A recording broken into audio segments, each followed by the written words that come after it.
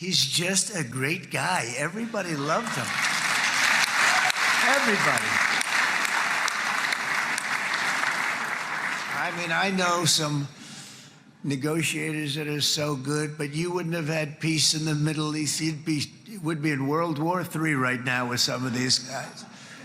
Everybody loves Steve, and they respect him, and they somehow can relate to him. I've known him for many years, and I've seen it over and over again. להוציא את חבר הכנסת עודה, להוציא אותו מהאולם, להוציא אותו מיד, החוצה, החוצה, החוצה. להוציא גם את חבר הכנסת כסיף, להוציא את חבר הכנסת כסיף מהאולם, להוציא אותו מיד.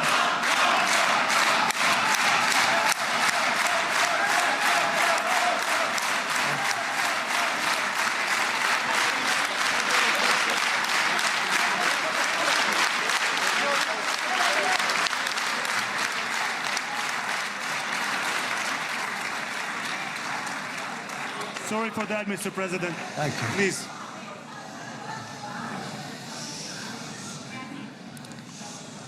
That was very efficient.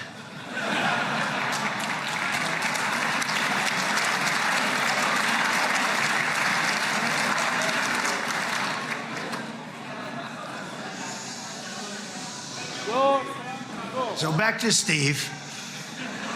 He's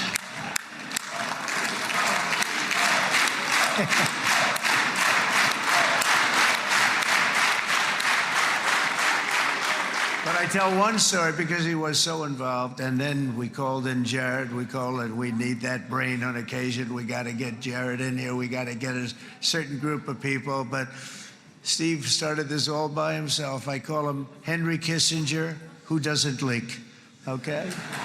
Henry is a big leaker. He leaked. Steve doesn't leak. Steve just wants to get the job done. He wants to do what's right. But I'll give you just a quick story because, as you know, he's working on the war with Russia and Ukraine, a war that would have never happened if I were president. A shame. 7,000 young soldiers a week are being killed. More than that this last week. It's a shame. It should have never happened. But it did happen, and we won the race, and I took over this horrible war that's been raging, and I thought it would be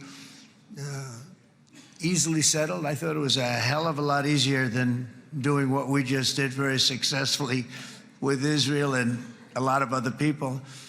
But this came first, and we'll get that one. But I set up a meeting for him to meet with President Putin, thinking it would be a 15 or a 20-minute meeting. Steve had no idea about Russia, had no idea about Putin too much, didn't know too much about politics, wasn't that interested. He was really good at real estate, but he had that quality that I was looking for, and I didn't see it around in too many ways. And I set up the meeting with Putin, and I called. I said, is Steve finished yet? That was about a half an hour into the meeting. No, sir, he's not. He's still inside. This is in Moscow. I said, well, how's he doing? I don't know, sir. He's still inside. I called up an hour later. Let me speak to Steve. Sir, he's still with Putin. He's with President Putin. I said, wow, that's a long meeting, 1 hour. I called up an hour later, he was still with Putin. 3 hours later, he was still with Putin. 4 hours later, he started to get the word that he was going to be coming out soon. And in 5 hours, he came out.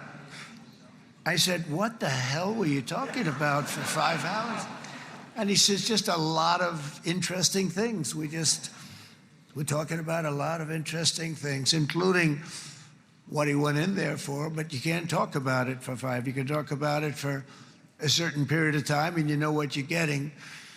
But that's a talent. That's a talent, where you can do that. Most people I'd send in, number one, they wouldn't be accepted. Number two, if they were, the meeting would last 5 minutes, and that's what happens with Steve. Everybody loves him. They love him on this side. They love him on the other side. And he really is. He's a great negotiator because he's a great guy. So thank you very much, Steve, very much.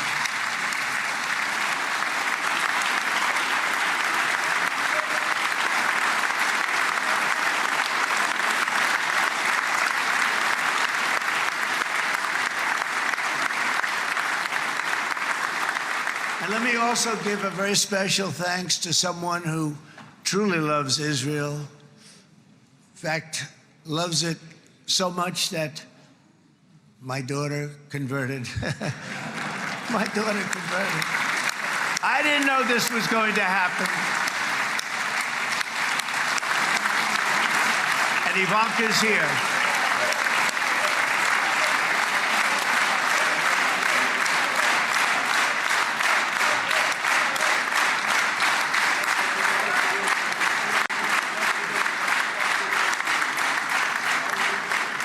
And Bibi, you do know this was not in the cards for me. You understand that.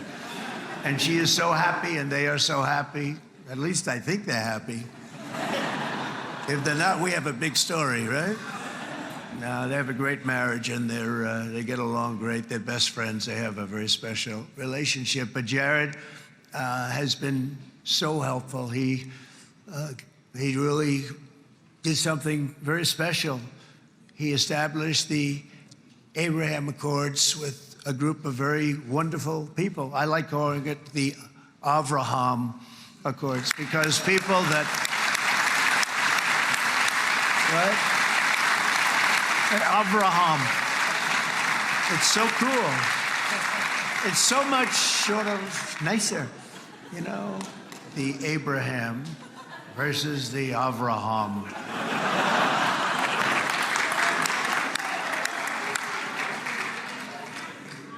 I just don't want to sound too sanctimonious when I do it, so, you know, I sort of split it up.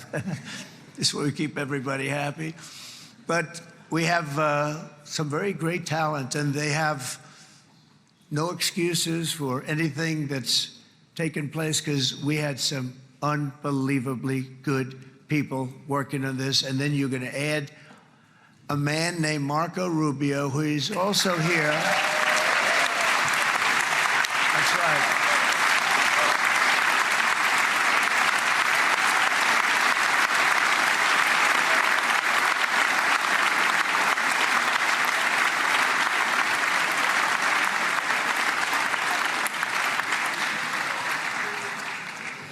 And I have a prediction that Marco will go down, I mean this, as the greatest Secretary of State in the history of the United States. I believe that. I believe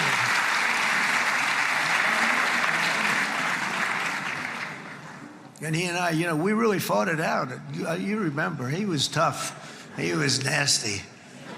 Who the hell thought this was going to happen, Marco, right? And now I'm saying he's going to go down as the greatest. He will.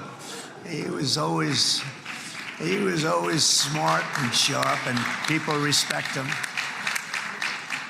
And then we have somebody who's young, but an unbelievable leader. I saw it a long time ago, and he's turned out to be even better than we thought. Right, Susie? I think even better.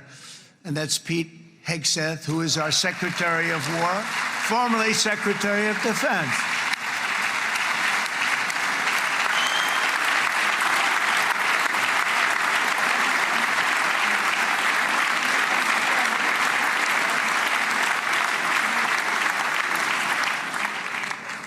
And as you know, we decisively won World War I. We decisively won World War II decisively. And everything in between and everything before it, we won everything. And then they had the brilliant idea of changing the name from war, you know, it was war, to defense. And with that went a certain thinking. And we fought in a very politically correct way after that. We always had the strongest military, and now we have a stronger military than we've ever had before. Because of my first term, I've totally rebuilt the military, every aspect of it. But we have, if you think, we settled 8 wars in 8 months. I'm now including this one, by the way, if that's okay. They may say, well, that was quick. Because yesterday I was saying 7, but now I can say 8. The hostages are back. The hostages are back.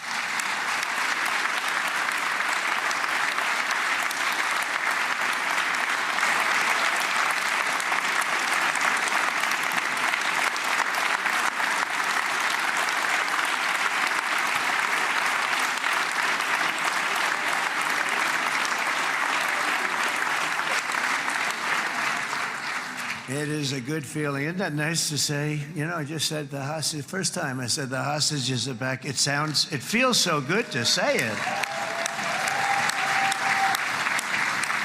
But when you settle 8 wars in 8 months, that means you don't like war.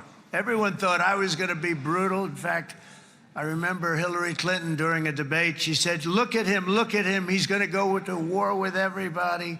And actually, she said, he's got a personality that's all about war. No, my personality actually is all about stopping wars, and it seems to work. It seems to work.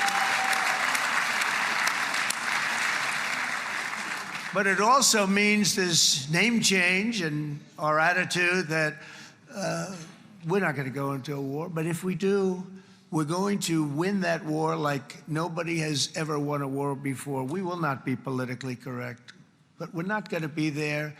And I think, you know, as you mentioned, Bibi, before, peace through strength. And that's what it's all about. The United States has the greatest and most powerful military in the, right now, history of the world. I can tell you we have weapons that nobody's ever dreamt of. I only hope we never have to use them. I rebuilt the military. I was proud to do it, but some of the things I hated to do, I hated certain of the weapons because the level of power is so enormous, it's so dangerous, so bad. But we have to do what we have to do. We make the best weapons in the world, and we've got a lot of them. And we've given a lot to Israel, frankly. And